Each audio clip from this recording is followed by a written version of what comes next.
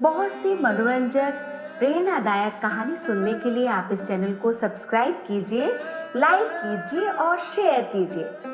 तो दोस्तों, क्या आप भी सोचते हैं कि आपके हालात आपके नियंत्रण के बाहर हैं? आप अपने जीवन को कभी नहीं सुधार सकते? तो आपकी हालत भी इस कहानी के ऊंट जैसी है, जो आजाद होने के बाद भी खुद को गुलाम मानता था। तो आइए सुनते हैं ये कहानी ऊंट और व्यापारी, और जानते हैं कि अपने जीवन में सोच का क्या महत्व होता है। एक बार एक व्यापारी अपने 4 ऊंटों के साथ व्यापार करने जा रहा था। चलते चलते जब रात हुई तो वो एक सराय में रुक गया। सराय में जाने से पहले उसने अपने ऊंट को एक पेड़ से बांधना चाहा। 3 ऊंट बांधने के बाद उसने देखा कि चौथा ऊंट बांधने के लिए उसने जो रस्सी रखी थी वो तो कहीं रास्ते में गिर गई। अंधेरा बढ़ गया था। व्यापारी के पास कोई रस्सी भी नहीं थी।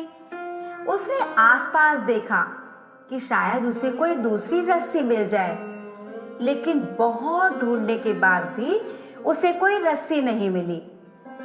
ऊंट को बांधना भी जरूरी था, नहीं तो ऊंट रात में कहीं जा भी सकता था। थक हार कर परेशान होकर व्यापारी बैठ गया। तभी सराय का मालिक बाहर आया और पूछने लगा, यहाँ क्यों बैठे हो?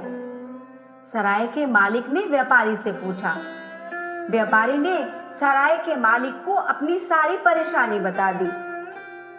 व्यापारी की बात सुनते ही सराय का मालिक जोर से हंसने लगा और बोला, अरे बस इतनी सी बात, ये तो परेशानी की बात ही नहीं है। आप ऐसा करिए, इसे ऐसे ही बांध दीजिए। ऐसे ही बांध दीजिए मतलब? व्यापारी ने हैरानी से पूछा। ऐसे ही मतलब कि आप इसे बिना रस्सी से बांधे ही बांधने का अभिनय कीजिए, नाटक कीजिए कि आपने इसको बांध दिया है। विश्वास मानिए, ये कहीं नहीं जाएगा। उस व्यापारी ने ऐसा ही किया। ऐसा किए जाने पर ऊंट शांतिपूर्वक बैठ गया।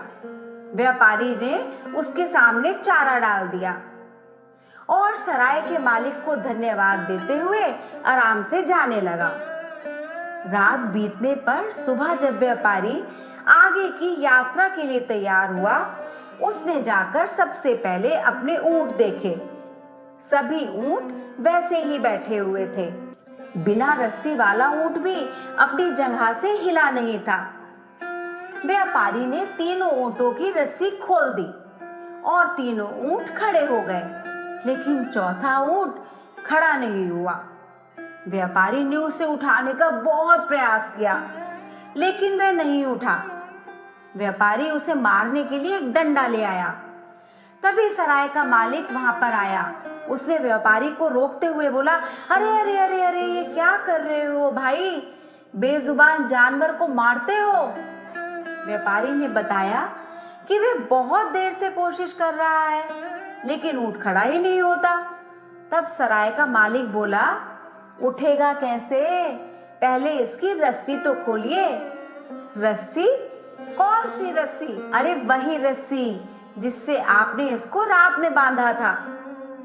लेकिन रात को तो हमने बस इसे बांधने का नाटक किया था। बस वही नाटक आपको फिर से करना है, सराय का मालिक बोला। यह सुनकर व्यापारी ने वैसा ही किया जैसे सराय के मालिक ने कहा। व्यापारी हैरान था। सिर्फ नाटक करने से ही ऊंट ने कैसे मान लिया कि वो बंध गया है और उसे अभी आजाद किया गया है? उसने सराय के मालिक से इसका कारण पूछा। तब सराय के मालिक ने इसका कारण बताया। इसका कारण है ऊंट की सोच।